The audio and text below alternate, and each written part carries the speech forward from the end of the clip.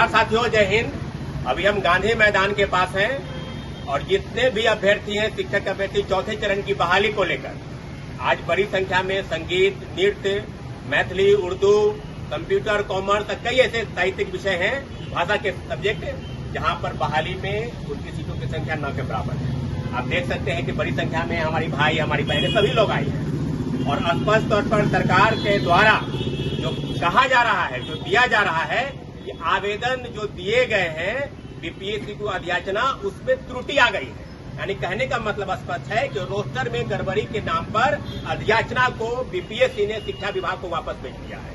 पहली मांग ये है कि जिस प्रकार से विगत 2 वर्षों से कभी रोस्टर के नाम पर, कभी वैकेंसी में कुछ गलती के नाम पर, कभी दिव्यांग आरक्षण, कभी महिला आरक्षण के नाम पर बार बार आवेदन करके शिक्षा विभाग और बीपीएससी अभ्यर्थियों को गुमराह कर रही है, पूर्व की भांति, पूर्व के शिक्षा मंत्री की तरह ही वर्तमान शिक्षा मंत्री भी वही खेल खेल रहे हैं। और आज जिस विषय की हम चर्चा करेंगे वो यही है कि सीटों की अध्याचना में जो त्रुटि हुई है, इसका मतलब स्पष्ट है कि सरकार यह चाहती है कि अभ्यर्थी सड़क पर प्रोटेस्ट करे। सरकार के द्वारा ये बात बार गुमराह किया जा रहा है।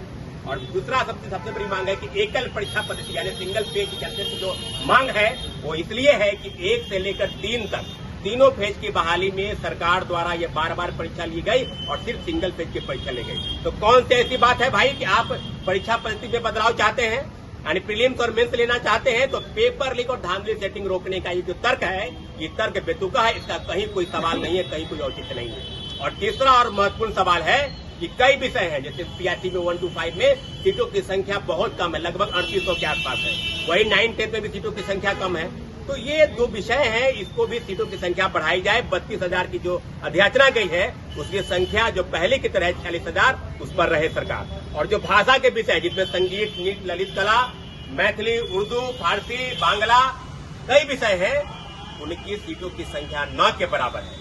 तो आज बड़ी संख्या में जो अभ्यर्थी यहाँ मौजूद हुए हैं, उनकी सरकार से एक ही डिमांड है कि जो विज्ञापन निकलेगा, जो बहाली की प्रक्रिया शुरू होगी, उसमें भाषा के विषय की अभ्यर्थियों की संख्या को, पदों की संख्या उसमें जोड़ी जाए। अगर आप नहीं जोड़ते हैं तो 5 तारीख के बाद बड़ी संख्या में, सिर्फ एक मांग नहीं है कि बहाली पर आप अभ्यर्थियों को बरगला रहे हैं। ये सवाल है कि अभ्यर्थियों की मांग को आप दरकिनार करके 2 वर्षों से इंतजार कर रहे हैं और भाषा के कोई भी विषय के छात्र नहीं है, तो सारे लाखों लाख अभ्यर्थी इंतजार कर रहे हैं। इसलिए संगीत, नृत्य, मैथिली, उर्दू, फारसी या कई भाषा के विषय हैं जिनमें पदों की संख्या 9 के बराबर है।